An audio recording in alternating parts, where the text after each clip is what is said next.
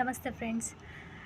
ಯಾವತ್ತೇ ಆಗಲಿ ಯಾರಿಗೂ ಕೂಡ ನೀವು ಈ ಡೈರೆಕ್ಷನ್ನಲ್ಲೇ ಹೋಗು, ಆ ಡೈರೆಕ್ಷನಲ್ಲೇ ಹೋಗು, ನೀನು ಮಾಡ್ತಾ ಇರೋದು ತಪ್ಪಿದೆ, ನೀನು ಮಾಡ್ತಾ ಇರೋದು ಕರೆಕ್ಟ್ ಇದೆ ಅಂತ ಹೇಳಿ ಯಾವತ್ತೂ ಯಾರಿಗೂ ಗೈಡೆನ್ಸ್ ಮಾಡೋಕ್ಕೆ ಹೋಗ್ಬೇಡಿ.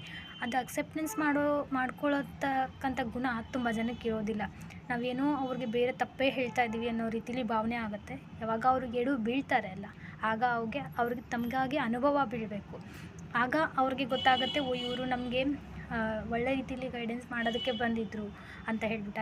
ಅಲ್ಲಿವರೆಗೂ ಅವ್ರಿಗೆ ಅರ್ಥ ಆಗೋದಿಲ್ಲ ನಾವು ಯಾವ ರೀತಿ ಹೇಳ್ತಾ ಇದ್ದೀವಿ, ಯಾತಕ್ಕೋಸ್ಕರ ಹೇಳ್ತಾ ಇದ್ದೀವಿ ಅಂತ ಹೇಳಿ.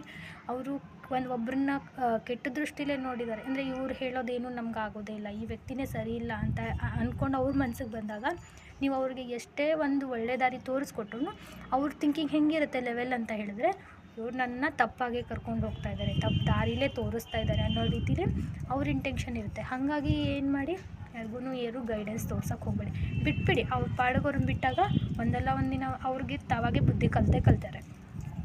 ಮತ್ತು ಇನ್ನೂ ಕೆಲವ್ರು ಹೆಂಗೆ ಮಾಡ್ತಾರೆ, ಕೆಲವೊಂದು ಸಂಬಂಧ ಹೆಂಗೆ ಇರುತ್ತೆ ಅಂತಂದರೆ ಮೋಜು ನೋಡೋದು ಜಾಸ್ತಿ ಇರುತ್ತೆ.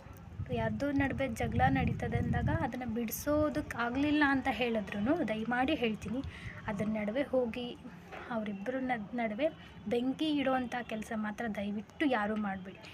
ಇದು ನನ್ನ ಅನುಭವದ ಮಾತನ್ನು ನಾನು ನಿಮ್ಮ ಹತ್ರ ಶೇರ್ ಮಾಡ್ಕೋತಾ ಇದ್ದೀನಿ. ನನ್ನ ಮನಸ್ಸಲ್ಲಿರೋದನ್ನು ನಾನು ಶೇರ್ ಮಾಡ್ಕೋತಾ ಇದ್ದೀನಿ. ನಿಮಗೆ ಆಗಿಲ್ವಾ ಅವ್ರ ಜಗಳ ಬಿಡಿಸೋದಕ್ಕಾಗಿಲ್ವಾ, ಅವರಿಬ್ಬರದು ಸಾಲ್ವ್ ಮಾಡೋಕ್ಕಾಗಿಲ್ವ ಏನೋ ಒಂದು ಪ್ರಾಬ್ಲಮ್ಸ್ಗಳನ್ನ, ಖಂಡಿತ ಹೇಳ್ತೀನಿ. ಆಗಿಲ್ಲ ಅಂದರೆ ಸುಮ್ಮನೆ ಕೂತ್ಕೊಂಡ್ಬಿಡಿ, ದೂರನೇ ಉಳಿರಿ.